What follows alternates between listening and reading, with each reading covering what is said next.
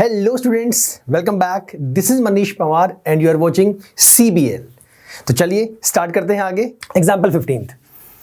ये बड़ा आसान क्वेश्चन है, बहुत ही आसान है, ध्यान से समझिएगा। Excuse me. Find the sum of first 24 terms. First 24 terms of the list of numbers whose nth term is given by. nth term हमें पता है, 5.2 में सीख चुके हैं nth टर्म किसे बोलते हैं, right. an is equal to 3 + 2n। ये an की वैल्यू गिवन है, हमें nth टर्म की वैल्यू गिवन है। अब देखो, सुनना, ध्यान से समझना, परेशान होने वाला कुछ नहीं है। यहां पर जो फॉर्म गिवन है वो n की टर्म में गिवन है। किसकी टर्म में? n की टर्म में। आपको याद है मैंने एपी बनानी सिखाई थी, एपी बनाते कैसे हैं, याद है ना? तो यहां से एक बात तो तय है कि भाई ये एपी की सीक्वेंस बनानी पड़ेगी। आपको एक टर्म गिवन है, सिर्फ एक टर्म, वो an है। अगर मैं n में 1 पुट कर दूं तो ये a1 बन जाएगा, हाँ या ना? अगर मैं यहां पर जो ये वैल्यू आपको गिवन है an this is equal to 3 + 2n, ये दिया हुआ है। What my question to you, अगर मैं n की जगह पे 1 पुट कर दूं तो a1 निकलेगा कि नहीं निकलेगा? आपने इनिशियली कहा when n is equal to 1, लिखेंगे when n is equal to 1, तो n की जगह 1 पुट किया, यहां पे कितना आएगा? 3 + 2 of 1 आएगा। n की जगह 1 पुट कर दिया, कितनी वैल्यू आएगी? 2 × 2, 2 + 3 5। तो आपकी फर्स्ट टर्म जो है वो 5 आ गई। a1 निकाल दिया आपने using this concept, that is an is equal to 3 + 2n। In the same sense I can find out the value of n, find out the value of this format when n is equal to 2। How?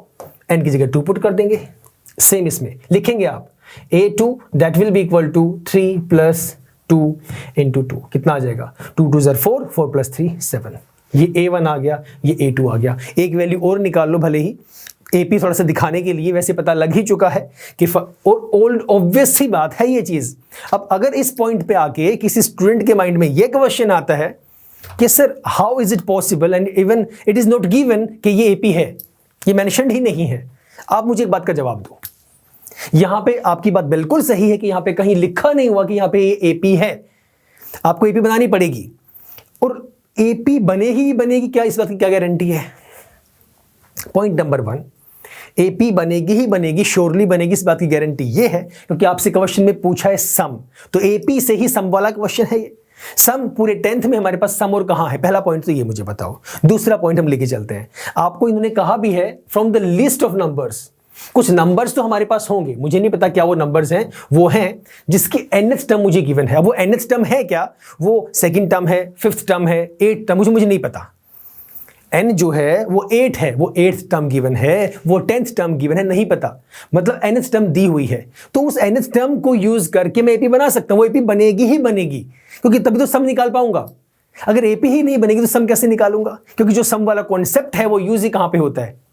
Use ही कहां पे होता है? AP के अंदर। तो AP बनेगी, ठीक है। मेंशन्ड है या नहीं है मैटर नहीं करता, मैटर ये करता है कि क्वेश्चन का मीनिंग एग्जैक्टली क्या है, कि आपने जो बेसिक सीखा है ये उसी से रिलेटेड है, ये वही कॉन्सेप्ट है। AP बनेगी ही बनेगी, बन भी रही है आपके सामने, मैं वेरीफाई भी कर रहा हूं।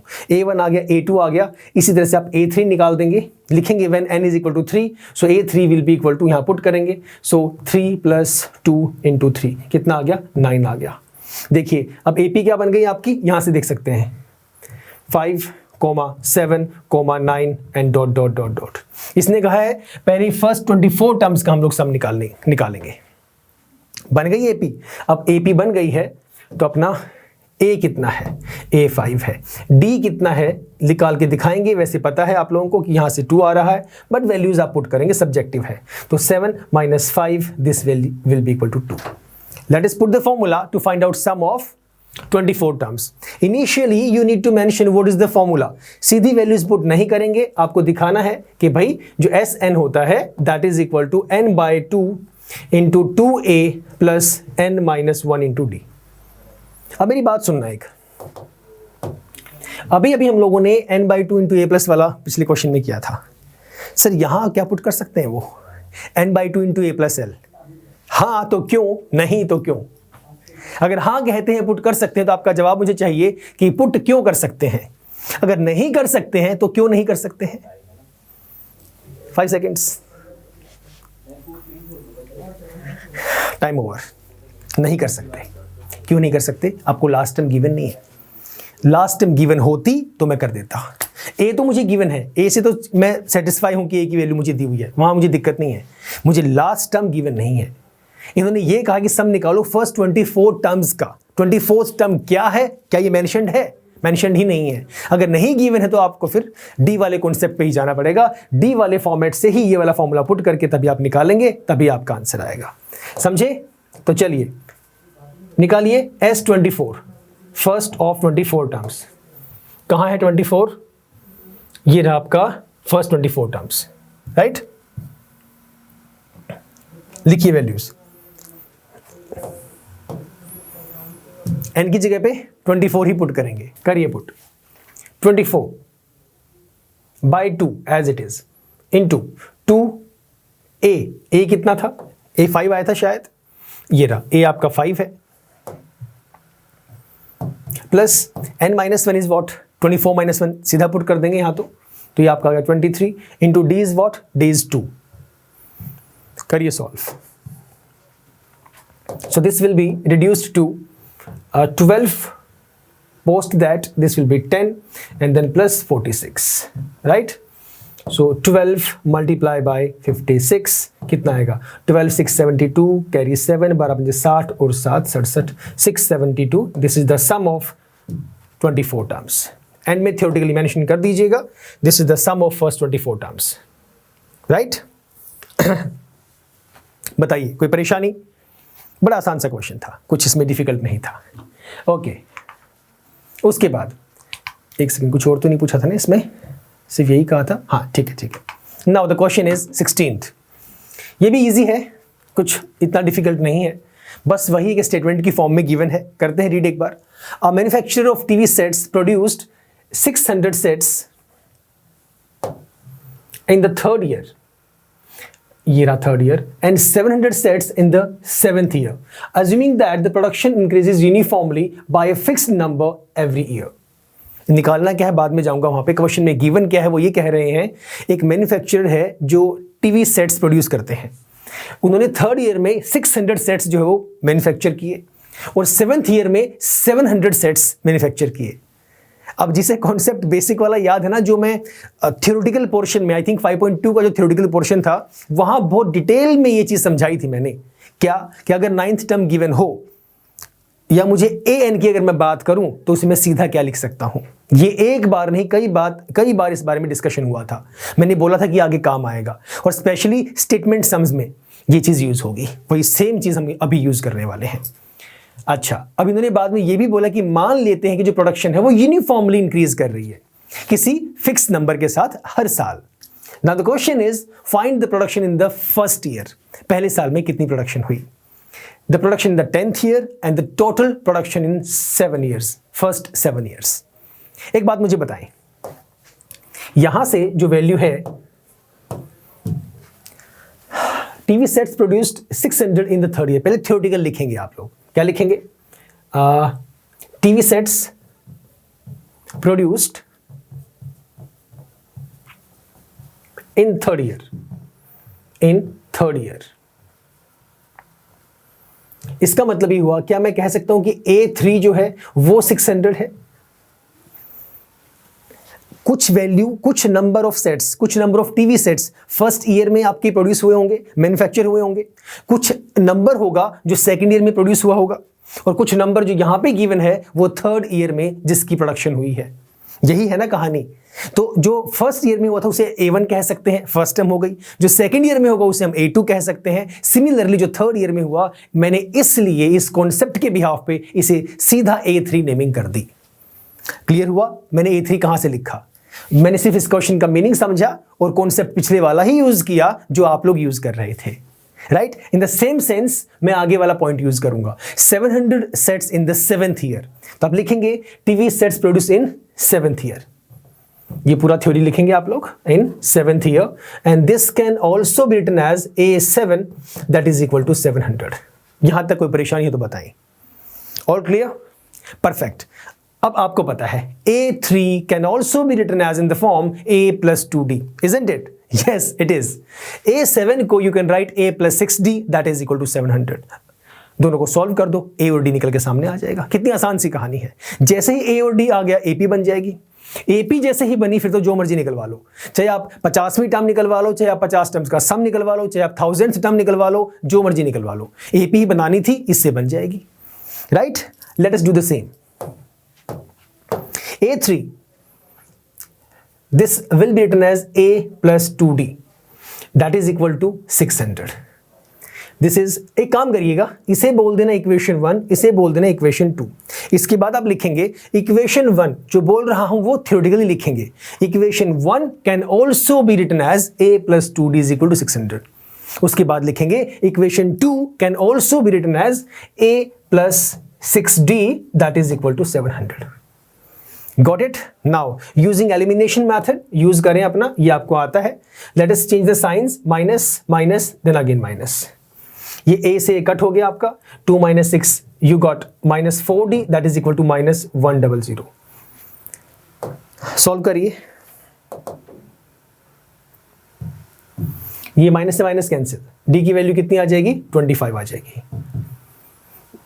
राइट। 4 वहां जगह डिवाइड होगा, D की वैल्यू आ गई। इसे अगर इक्वेशन 3 देना चाहिए आपकी इच्छा है, इसे 4 देना चाहिए आपकी इच्छा है। Now put this value of D in any of these equations। Let us take third equation। So let us put the value of D in equation 3। We will receive A plus twice of D that is 25। Put कर दिया यहाँ पर, that is equal to 600। So A plus 50 will be equal to 600। A की value निकालिए, ये वहां जाके minus होगा, this value will be 550। 600 minus 50 550। First term आ गई, कॉमन डिफरेंस आ गया। फर्स्ट टर्म पता है, कॉमन डिफरेंस पता है, सेकंड टर्म निकाल दो, थर्ड टर्म निकाल दो, एपी बन गई। एपी जैसे ही बनी then we will start answering the questions, right. Okay, what will we do. इतना होने के बाद A 550, D है 25, इससे नेक्स्ट वैल्यू कितनी हो जाएगी 575। उससे अगला क्या होगा 600 and dot dot dot dot चलती रहेगी। 550 575 600 बन गई एपी हमारे पास। क्वेश्चन क्या है, फर्स्ट पार्ट में क्या पूछा गया है। First part is the production in the first year. तो फर्स्ट ईयर में तो प्रोडक्शन वही होगी जो हमारे पास ए की वैल्यू होगी, ये रही, this is my A1, this is the production in first year that is 550। Part number 2 the production in the 10th year. तो 10th ईयर्स के लिए आपको A10 निकालना पड़ेगा, यस और नो। अब कुछ यहां पे ये कंफ्यूजन है क्या मुझे S10 निकालना है या A10 निकालना है, मुझे बताएं जरा। कुछ कंफ्यूजन है ऐसी, कुछ स्टूडेंट्स के मन में पक्का ये कंफ्यूजन हो गया, आई एम श्योर, कि आप A10 क्यों निकाल रहे हैं, आप S10 क्यों नहीं निकाल रहे। यहां पे क्वेश्चन इतना पूछा गया है production in the 10th year, इसने ये नहीं कहा कि प्रोडक्शन टिल 10th ईयर। अगर वो ये पूछते कि पहले 10 साल की टोटल प्रोडक्शन कितनी है तो मैं सभी को प्लस करता, तो मुझे S10 निकालना पड़ता। यहां पे उन्होंने कहा है production in 10th year. In 10th year का मतलब है भाई साहब सिर्फ 10वें साल की बात हो रही है। They are asking only about the 10th year, so we need to find out the value of A10 ना कि S10। क्लियर हुआ पॉइंट? आसान है, छोटी छोटी बातों में हम उलझ जाते हैं जिसके कारण हमारा जो कॉन्सेप्ट हमें आता होता है वो भी हम लोग गलत कर देते हैं। सो A10 फाइंड करना है, let us find the same. यहां पे करते हैं तो पार्ट नंबर 2, पार्ट नंबर 1 तो हो गया, ये आंसर ही है हमारे पास। नाउ A10, इसका फॉर्मूला आपको पता है, this is A plus 9D। What is A 550 plus 9, what is D, D was 25।